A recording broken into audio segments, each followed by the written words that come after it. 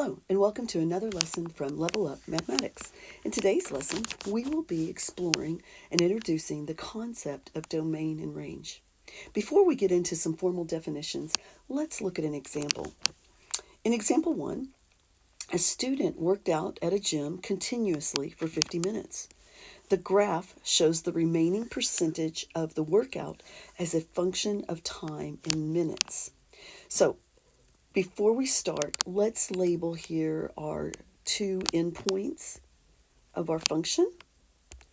So this is the point 0, 100. And what this means, when the students started their workout, they had 100% of the workout remaining. And our other endpoint is 50, 0. And this means after 50 minutes, they had 0% of their workout remaining. In other words, they were finished with their workout. So in this graph, the x-axis represents the number of minutes that the student has been working out. The student's workout started at 0 minutes and ended at 50 minutes. Represent the number of minutes using a compound inequality. Now, it's probably been a while since you've used compound inequalities, so let's talk about how to write a compound inequality. When you're writing a compound inequality, you put the smallest number on the left side, you put the largest number on the right side, you put the variable in between them. So because this is the x-axis, we put an x in between them.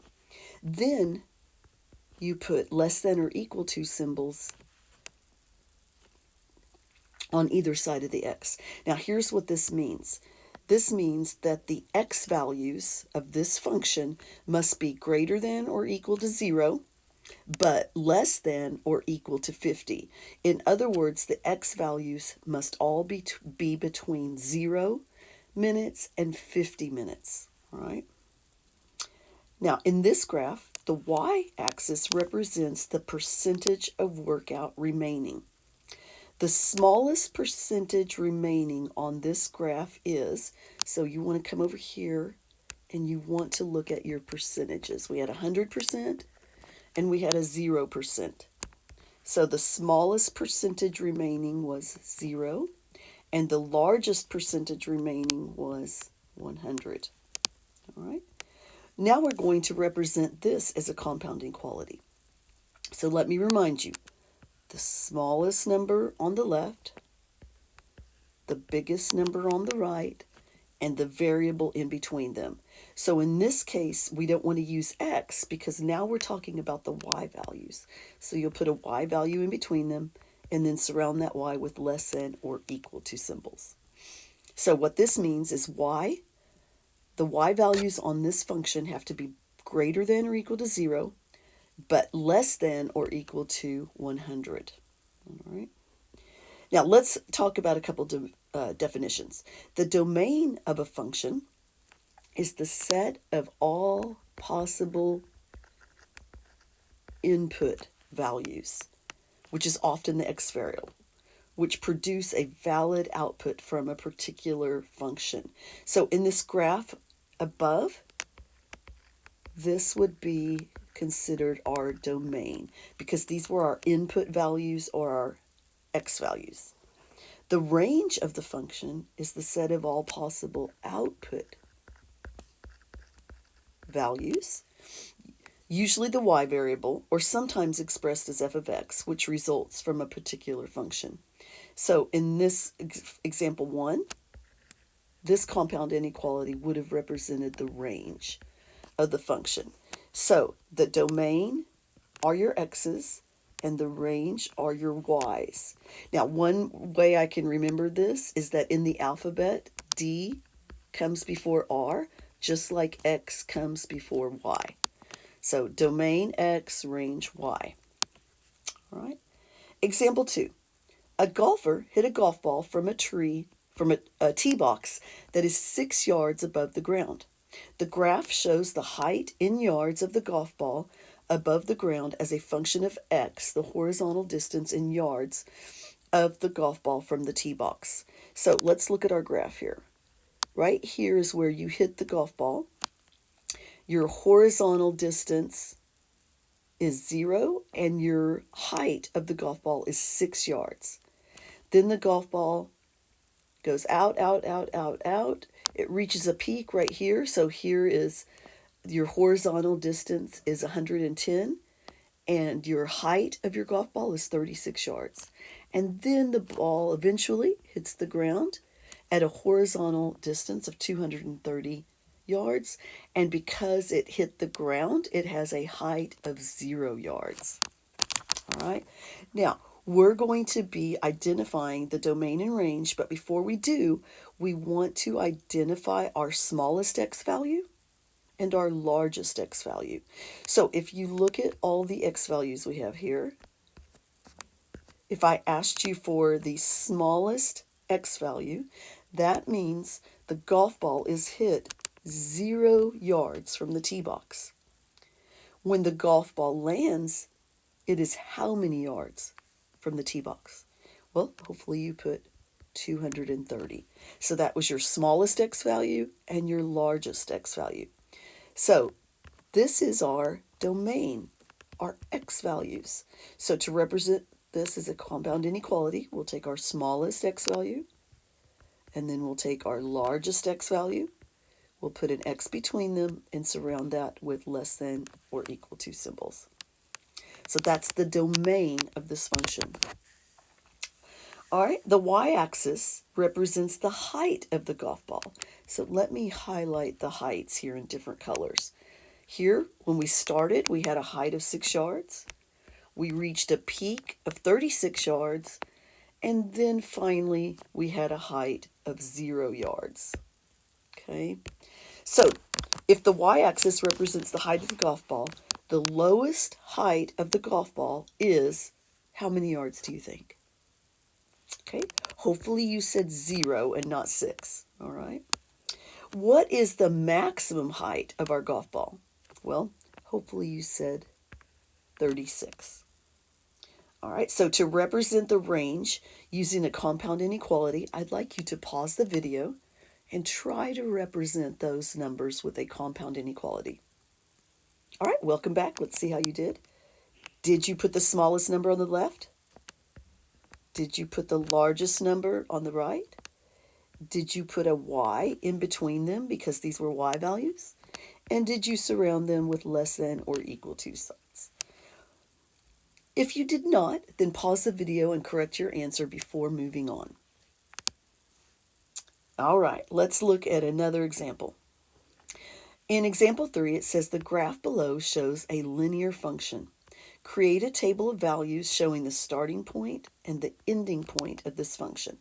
All right, so here our starting point is at 0, 9, and our ending point is at 28, 0. So it just wants us to represent this in table form. So xy, 0, 9, and 28, 0. So just represent them in table form, okay? Now, in part B, they want us to represent or express the domain of the function in words and using an inequality. So the domain are x values. So we always want to start with the smallest. So let me get a different color here. To the big. Small to big. So our smallest x value is 0. Our largest x value is 28. So all the x values in this graph must be greater than or equal to 0 and less than or equal to 28. So in words, I would say x is greater than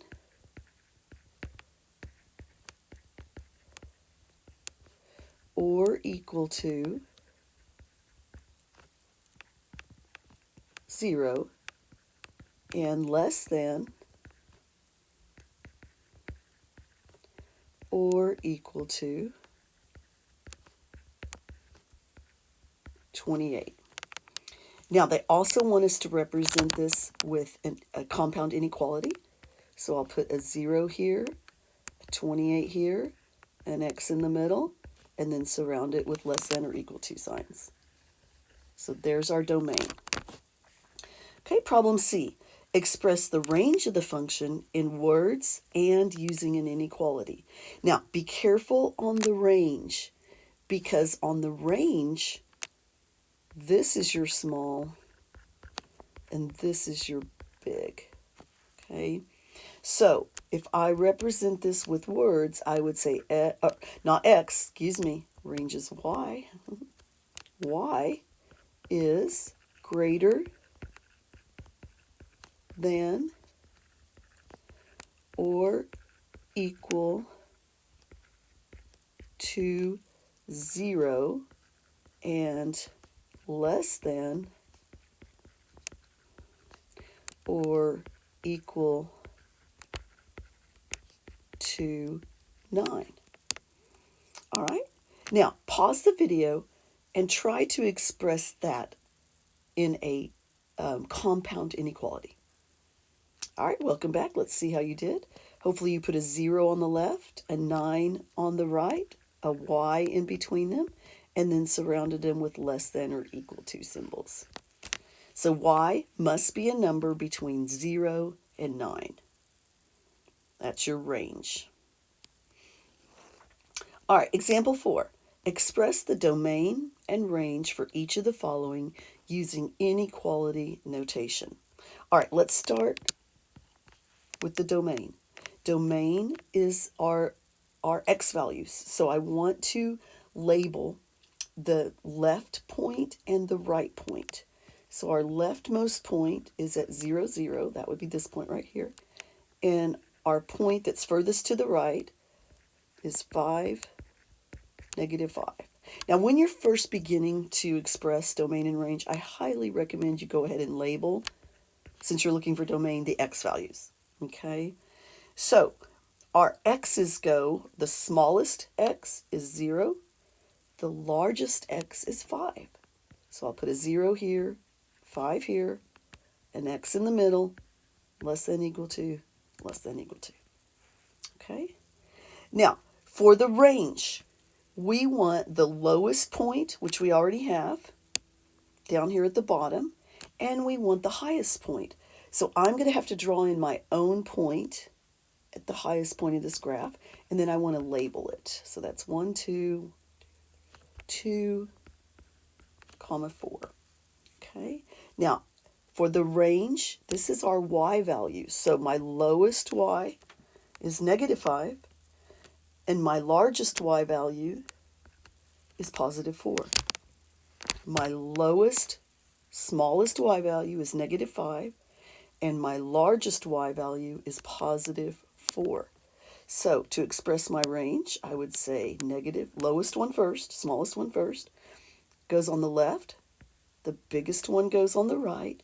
Range is y, so put a y in the middle, and then less than equal to, less than equal to.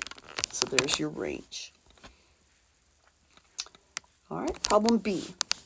For domain, remember we're looking at our x values, left side of the graph and right side of the graph.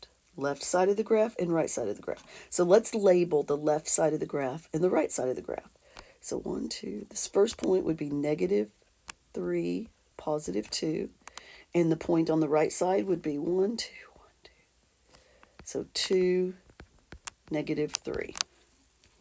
All right, now, because we're talking about domain here, we only care on domain about the x values. So negative 3 is the smallest, 2 is the biggest, domain is x.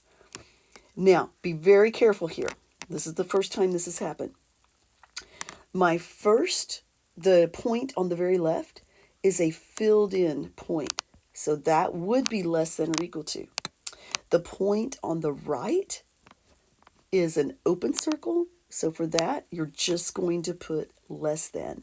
That means the 2 is not included in the range. You could go all the way up to 1.99999, but not to 2. Okay. All right, for range, excuse me, this is our y's. So we're looking at the bottom of the graph and then the top. So the bottom of this graph, there's no point there, so we must fill it in ourselves. So the bottom of the graph is right here, and that would be 0, -7. The top of the graph we've already labeled as -3, 2. So let me highlight. There's our lowest y value, and there's our largest y value. So when we write our range, we would put a -7 on the left, a +2 on the right. Range is y. And these will both be filled in, because whenever you draw in your own point, like we did right here, you always put a filled in circle. Okay. All right, problem C. Let's start with domain. So domain is our x value, so I might want to put an x right there. Range is our y value, so I'm going to put a y right there. Okay. Domain goes left to right, and range goes bottom to top. All right, so let's label our points here. Let's label our left point first. 1, 2, 3, 4, 5. So this left point would be -6, -3. And on the right, 1, 2, 3, 4, 5, 6, 7, -2. So now we have our left point and our right point labeled. And we will go from -6 to +7 for our domain. So -6, +7. I'll put a less than and a less than, and then we'll decide whether I should put a line under it. So look at the -6 first. The circle is open, so no line. Now look at the 7. The circle is filled in, so it does get the line. All right.